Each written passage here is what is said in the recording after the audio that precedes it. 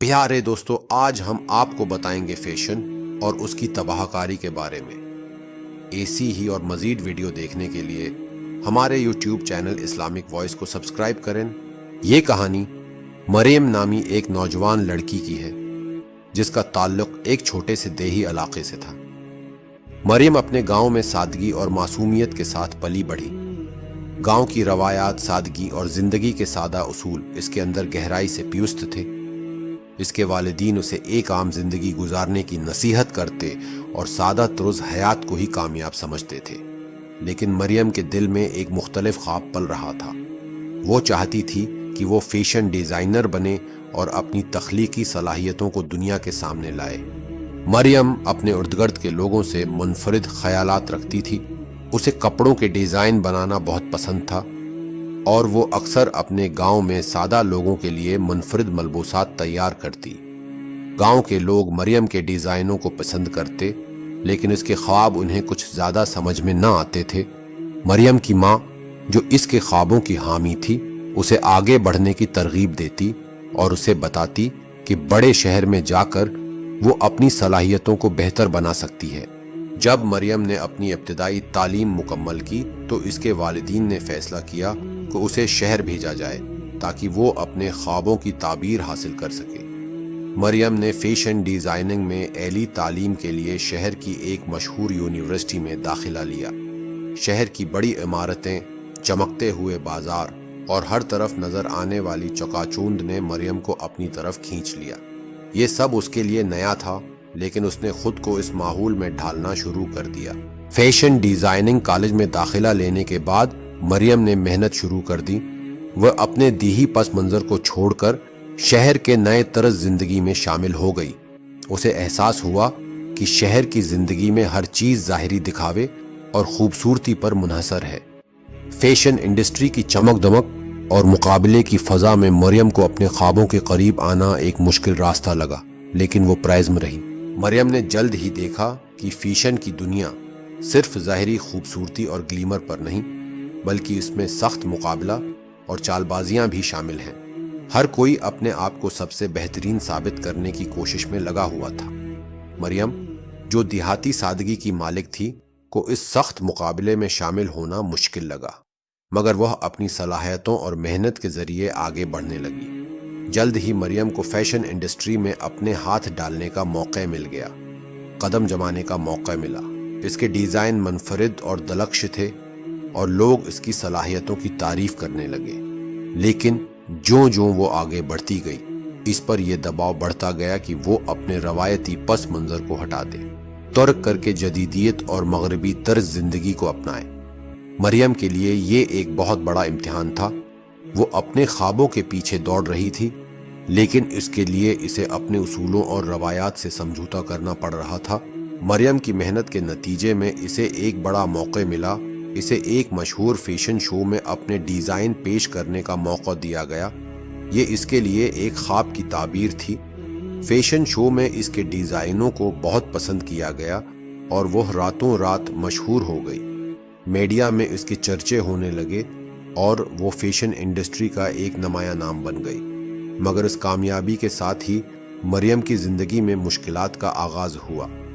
वो देख रही थी कि इस कामयाबी के लिए इसे अपनी ज़ात के साथ क्या क्या समझौते करने पड़ रहे हैं। फैशन इंडस्ट्री में अपने आप को साबित करने के लिए उसे अपनी देहाती सादगी और अखलाकियात को तर्क करना पड़ा। मरियम को एहसास होने लगा कि ये चमकदार दुनिया सिर्फ ज़ाहिरी है और उसके पीछे एक अंधेरा छिपा हुआ है। फैशन की दुनिया में आगे बढ़ने के लिए मरियम को अपने लिबास और शख्सियत के साथ समझौता करना पड़ा। मीडिया और इंडस्ट्री के लोग इस पर दबाव डालने लगे कि वो अपनी रवायात को छोड़कर मगरबी फैशन अपनाए। ये मरियम के लिए एक बहुत बड़ी आजमाइश थी, क्योंकि वो अपने उसूलों के साथ जड़ी हुई थी। मरियम ने कुछ अरसे के लिए इस दबाव को कबूल किया और अपने ख्वाबों की ताबीर के लिए अपनी ज़ात के उसूलों से समझौता किया। मगर उसके दिल में एक अजीब सी बेचैनी पैदा होने लगी। वो कामयाब हो रही थी, लेकिन अंदर से खोखली होती जा रही थी। मरियम को अपनी इज्जत और ज़मीर की कुर्बानी देना पड़ी और ये कुर्बानी उसके लिए एक बहुत बड़ा दुख बन गई। مریم کی زندگی میں آزمائشیں بڑھتی گئیں۔ ایک طرف فیشن کی دنیا میں اسے بے پناہ کامیابیاں مل رہی تھیں، لیکن دوسری طرف اس کی ذاتی زندگی بکھرتی جا رہی تھی۔ وہ اپنے خاندان اور دوستوں سے دور ہو گئی تھی اور اپنے اندرونی سکون کو کھو چکی تھی۔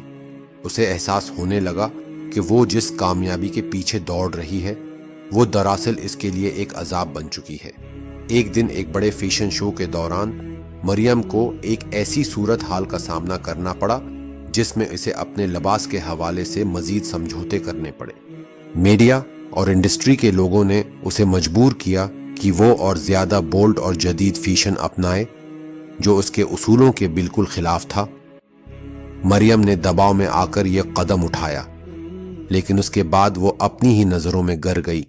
فیشن انڈسٹری کی چمک دمک کے پیچھے چھپی سچائی اب مریم پر واضح ہو چکی تھی۔ اسے احساس ہونے لگا کہ دنیاوی کامیابی اور دولت نے اسے اندر سے خالی کر دیا ہے۔ مریم کی روحانی بے سکونی بڑھتی جا رہی تھی۔ اسے خواب میں بار بار اپنے انجام کی جھلکیاں دکھائی دینے لگیں۔ ایک رات جب وہ انتہائی مایوسی اور بے چینی کی حالت میں سوئی تو اسے ایک خوفناک خواب آیا۔ خواب میں مریم کو ایک قبر دکھائی دی جہاں وہ خود دفن ہو چکی تھی۔